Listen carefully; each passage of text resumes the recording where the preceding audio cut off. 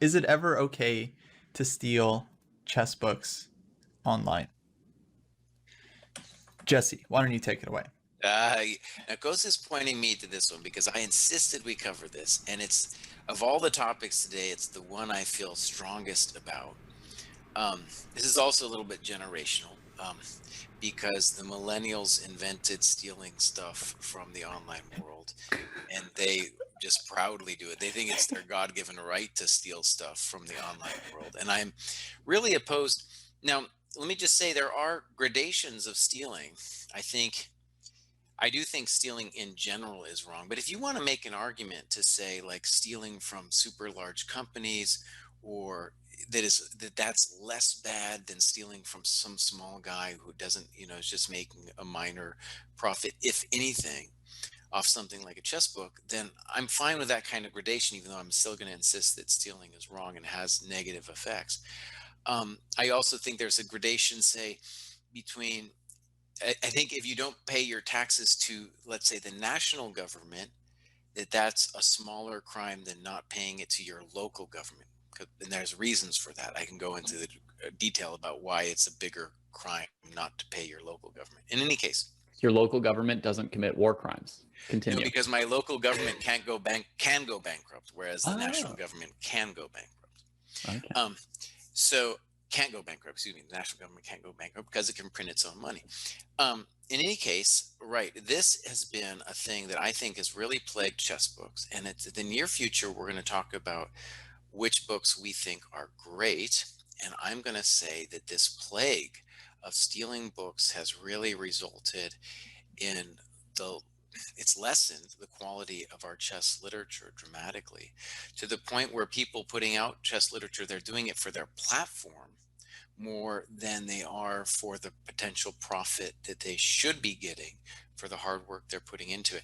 And that leads to people not putting in the intense effort it takes to really write a book well, to formulate really clean sentences, to think deeply about concepts.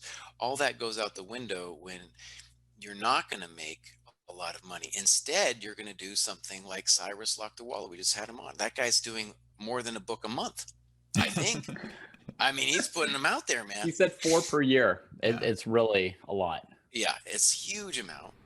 And another clear example, it just happened in our book club where because Agard has his books routinely stolen, I can't get them on Kindle. So then I tried to get them on Forward Chess, and that Forward Chess has this whole thing, but I can't even get Forward Chess onto my Kindle. And I would have to have it on my computer. But as somebody who likes to study chess, I don't want any kind of device near me when I'm doing that. I just want to be me and my board. So it's dramatically affecting the chess world, and you are screwing over very small people who are not making a lot of money on their books anyway. And I put it for myself. I would love to write a book someday. I don't want to make $1 million, but it would be nice to get paid, I don't know, $5 an hour for the work I do. And at the moment, even if I put in a lot of effort, it's not going to be that. So no, I'm very opposed to people stealing books. Yeah. Um, I think that when it comes to stealing essentials like, food and shelter and stuff like that, healthcare products, it's both like okay for people to do it if they are desperate enough that that's their only way to get it, and like it's also pointless to even argue about whether or not it's okay or not because they're going to do it, right? Like if you're literally going to starve to death, you're going to steal a piece of bread. Nobody's just going to sit there and like die when they have a chance to steal a piece of bread. So it's pointless to like criticize something like that. But I think if you get beyond essentials, then basically stealing starts to become mostly wrong. And I do think that the gradations are pretty important. But honestly, I can't imagine like a real reason why anyone would steal a chess book that would justify a chess book being stolen. Because if your situation is so dire financially that you can't afford to give the author, $2 or $3 for their work, then you probably don't have time to be studying chess anyway, right? You probably have some bigger problems to be working on in your life. So I think that the people who do steal chess books are probably all people who could have afforded to send the author some money for their book. Even if you find it in some like download somewhere, whatever, send the guy like $5 on PayPal or something. So I think that the people who do steal chess books in practice, probably none of them have any kind of excuse for it. They're just people who care more about themselves than about other people. Okay, so I guess I'll jump in here as the millennial voice. I mean, yeah, to me, it doesn't feel like the biggest problem out there, for sure.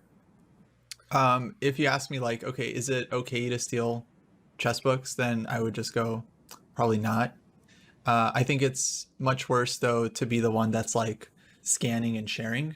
I think that's kind of, I mean, that's the real problem. Like if there are free chess books online, people will download them. But the issue is the people like scanning and then uploading the books and then trying to like specifically make a profit off of that, off of people downloading stolen copies of chess books. So that of course is just like egregious.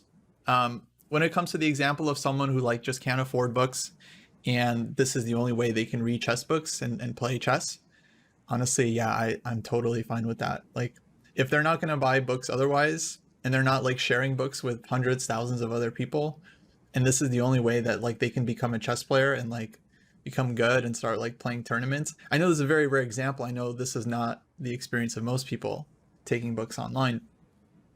But yeah, for that player who's just like doing it to get by, I think they're going to give more back to the community eventually if they actually become like a real chess player. Now, as an author myself, and as someone who probably has this book out there, in fact, I'm sure because I've seen it.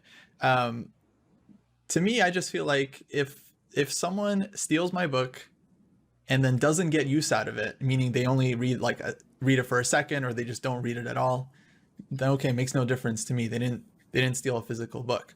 But if they actually read it and then they get some use out of it, I don't know. I think they're more likely to come to a stream or like start watching my YouTube channel, like start watching my videos. I think there are going to be positive benefits for me as an author if someone actually uses my work and then enjoys it. Yeah, because if they're here right now, we can tell them they're a jerk face. That's the benefit. Well, right. And what you hear, what Kosi just said, is I think the millennial perspective is that the book is not about a minor profit which compensates the author for his or her struggles, but rather a means of a platform that they can then use to do something else, right? So the book is then a platform generating mechanism instead of the old model of like, oh, we're going to give the guy a buck for the work he's done. Yeah, but what if some guy doesn't have a platform? I mean, Lock the Wallet doesn't have like a streaming channel where he's hoping to eventually monetize like an ad, And what if somebody doesn't want to show an ad on their stream, right? Then you get their stream for free also. What do they ever get out of it? Well, first of all, I'm totally on your side. I was just trying to capture the millennial viewpoint. And well, I can't not refute it. The thing about it that's so pernicious, though, is that it's a culture of stealing at this point. It's a full culture where they can't even imagine paying anything for. If I'd written a book, which I didn't, but if I'd written a book and published it and it were out there and somebody didn't want to send me $1 for my book and my book gave them joy, I would be upset that they got joy from my book. I would want that joy back. I want them to just be sad in a corner and not know how to play chess well, lose to all their friends because they haven't had the chance to read my book. Here's an interesting question. What if we download my system and dude is obviously not earning any money from it? That's an example actually of gradations. And I do want to say that somebody did put in a hell of a lot of effort to translate it. You can get the German original online. I've tried because me and David speak German. And the original German, by the way, is very interesting because dude is not a native speaker of German. So he has a lot of idiosyncrasies in the way he writes. In any case, that's all online. So like there's a lot of Google books, for example, from back in the day that are online and easy accessible in the original languages. There is a problem when you start stealing stuff that has been translated because it is work. I've thought about doing translation work myself, and there is a lot of work out there when you do it. So Yeah. You know, is it, if you stole a 1960s translation of a guy who's already dead, is it less bad than stealing a book that was recently published? I guess so, if you want to gradate it like that.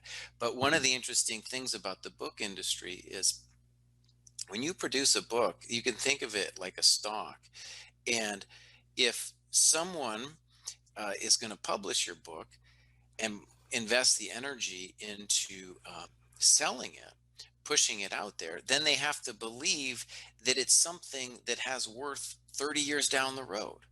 And if people then say to themselves, oh, well, all books in 30, even 30 years down the road are capable of stealing, then you negate the power of the current author now to put his or her work out there.